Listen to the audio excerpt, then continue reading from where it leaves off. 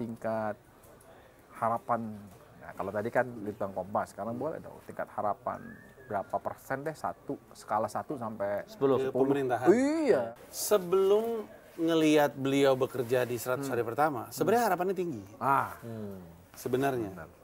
Karena kita justru berharap Pak Prabowo yang dalam beberapa kali kesempatan berharap dan berjuang untuk bisa jadi presiden, ketika pada akhirnya jadi presiden, nunjukin sama Indonesia, dari dulu tuh gue sebenarnya pengen kayak gini loh.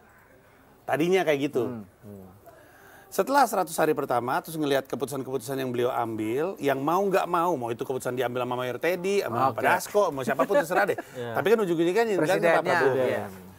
Ternyata jatuhnya kita nggak bisa berharap banyak. Tapi nggak bisa berharap banyak tuh berarti nggak punya harapan. Kayak contohnya, makan bergizi gratis itu program yang saya suka. Saya dukung bahkan, saya bela bahkan. Orang tuh jangan ngetawain itu program kalau itu gagal. Program itu diketawain kalau programnya kalau gagal namanya juga baru mulai. Ini ngetawainnya antara mereka punya sentimen pribadi atau mereka punya agenda tersendiri atau emang nggak pernah bikin apa-apa. Karena kalau kita pernah bikin apa-apa, kita tahu bahwa bikin sesuatu untuk pertama kali pasti banyak salahnya. BPJS aja tadi kita bahas sampai sekarang masih banyak bolongnya. Pertanyaan kan adalah, tapi ini perlu atau enggak makan bergizi gratis? Kalau emang perlu, ya kita dukung aja. Bahwa dia salah, ya udah kita kritisi. Kita kawal sama-sama. Iya, kita bilang aja, tuh ada yang keracunan tuh. Ya udah kita, sorry, nanti kita ganti vendornya. Jangan ngomel gitu. Saya makan steak 6 juta keracunan gitu. Ada bapak-bapak botak. Iya.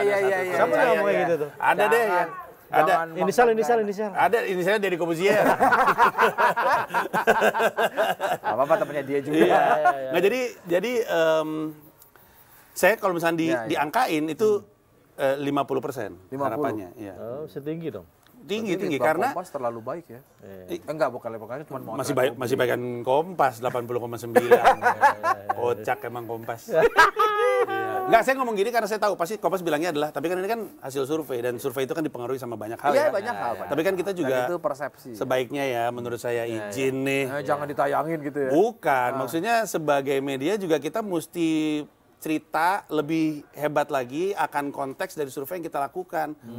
Karena kalau kita cuma survei dan lapor begitu aja, nanti jadinya Arswendo Atmawiloto. Salah nggak Arswendo?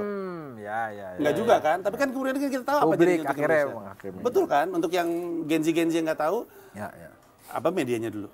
Monitor. Arswendo Atmawiloto, jurnalis senior, itu sebenarnya bikin survei orang paling populer. Iya kan? Orang paling populer. Sekarang pertanyaan kita, salah nggak Arswendo sama Monitor?